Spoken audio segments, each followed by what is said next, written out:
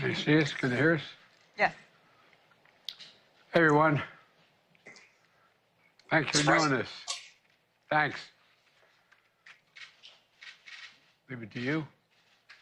I open it up. You open Okay. it up. I know you're all busy as I am. Thank you for making the time, but Hello everyone, and welcome back to your daily government and financial news update.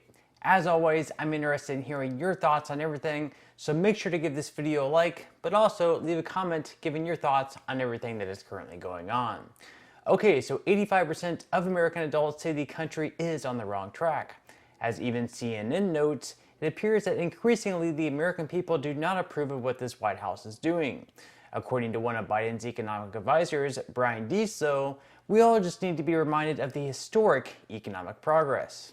You know the numbers are from the latest poll. This is from the AP NORC poll that shows that 85% of U.S. adults say the country is on the wrong track. 85%. That's up from 68% in March. 28% of Americans approve of the president's job performance, specifically on the economy. You have made it clear that the president gets it. But it appears that increasingly the American people do not approve of what this White House is doing. What's your reaction to the assessment of the job the president's doing? Look, these are uncertain times, and when prices are high, people are understandably frustrated when they're pulling up at the gas pump, and that's understandable. And at the same time, it is our job, and it's the president's firm conviction that what he can do as president is to take every responsible action that he has.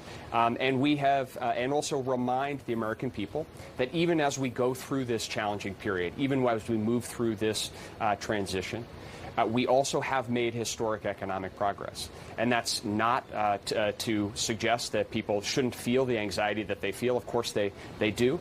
I mean, the economy sure has been historic, but more in the way of moving backwards. A simple reminder of this is the amount of money Americans are having to fork over to afford their 4th of July cookouts, or for those traveling, anytime they go to fill up at the pumps.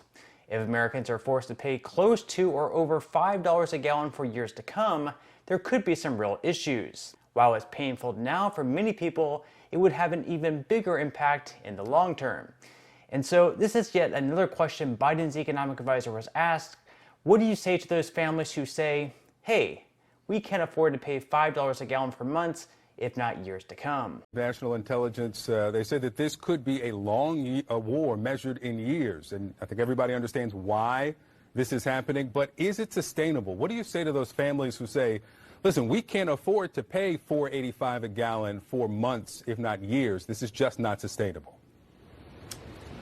Well, what you heard from the president today was a clear articulation of the stakes. This is about the future of the liberal world order, and we have to stand firm. So Dee says this is the future of the liberal world order. Obviously a great choice of words and something that, well, I'll let you be the judge of what he meant. Let's continue. But at the same time, what I'd say to that family and to Americans across the country is you have a president and administration that is going to do everything in its power to blunt those price increases and bring those prices down. Good news, over the last 2 weeks, we've seen the price of gas at the pump come down about 20 cents, but still unacceptably high. That's why the president, before he was at NATO in the G7 earlier this week, was working to bring the G7 allies together around exploring something around a price cap to cap the price that can be paid for Russian oil, which will actually target the pain more directly on Vladimir Putin and not on the rest of the world. It's why you have the president calling for, here at home, a temporary gas tax holiday, not only at the federal level, but for states to follow the lead and take equivalent actions as well. And it's why we are engaged with the industry, encouraging them to increase supply of oil right now, and also increase that refinery capacity that we know those companies took offline during the pandemic. We need to get more of that online so that we get more gas into the system. All of these steps, none of them is a silver bullet alone, but you've got an administration that's working on every angle we can to try to keep this price reduction that we're seeing going. For all that the White House is doing, the president is doing to bring down prices, you know the numbers are from the latest poll. This is from the... So with inflation running high and the United States experiencing negative GDP growth during the first quarter, it's quite possible we're already in the middle of a recession. After all, you won't know you're actually in a recession until the numbers are released. Once the data for GDP growth is released for the second quarter, if it happens to be negative, that makes for the true definition of a recession. And of course, anytime there's a possibility of a recession or possibility of an economic downturn, stimulus checks, yes, stimulus checks, have often been a solution turned to by the government. I think we can all vividly remember the last 3 stimulus checks sent out during the pandemic, and according to the Center on Poverty and Social Policy at Columbia University, the first 2 payments alone were found to lift more than 11.7 million Americans out of poverty. If those checks had not been sent out, who knows what would have happened.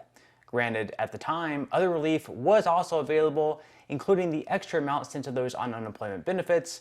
Regardless, many economists are already predicting a 4th round of stimulus checks if the United States ends up in a long-term recession. With that, we could run into a couple of different issues though. For one, sending out stimulus checks in a time of high inflation may only result in more inflation, especially if the checks aren't targeted to those people who need them the most. Right now, for example, the Federal Reserve has been raising interest rates to combat inflation, but if more money is available to be readily spent in the economy, it will stay hot and prices will only continue to soar. Just a simple supply and demand issue.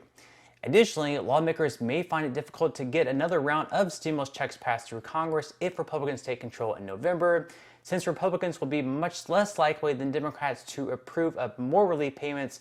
A bill including them likely won't make it to President Biden's desk. So my personal prediction is that we most likely won't see a 4th stimulus check, unless of course things get so bad where that may be the only option. What may be possible though is that we see more states, such as the state of California, send out their own stimulus checks using budget surpluses to do so. Okay, now moving on to some money news, where stocks started out the 3rd quarter strong, with the S&P 500 up 1.06%, the Dow Jones up 1.05%, and the Nasdaq up 2%. After those 3 major indexes made their worst start of the year in several decades, investors were relieved to see a strong finish to the week. Still though, year to date, all 3 have been doing very poorly, with the Nasdaq performing the worst at 23.15%. So it should be real interesting to see how stocks finish the year after such a poor start. Back in 2008, the S&P 500 dropped by 38.49%, so we can only hope we don't see that big of a drop. In any case, in years to come, the S&P 500 saw huge gains from 2009 through 2021, so really the best time to start investing, if you haven't already started, is while the market is of course down. Even though it's certainly possible the market may continue going down, we really can't predict what's going to happen. Investing a little bit at a time, week by week, month by month, and continue to just dollar cost average down is never a bad option. So if you're seeing this and you would like to get started investing, or perhaps you've already started investing, but you would like to receive an additional 6 stocks at no cost to you, in the comment section below, I will pin a comment with a link where you can gain 6 free stocks from Webull. Now, what you'll need to do once you click the link is to first open an account. Then once you have your account open, you will need to make a deposit of at least 1 penny. Additionally, if you activate Webull Crypto and complete at least 1 trade, you'll also be able to claim $5 in Bitcoin or any other cryptocurrency of your choosing.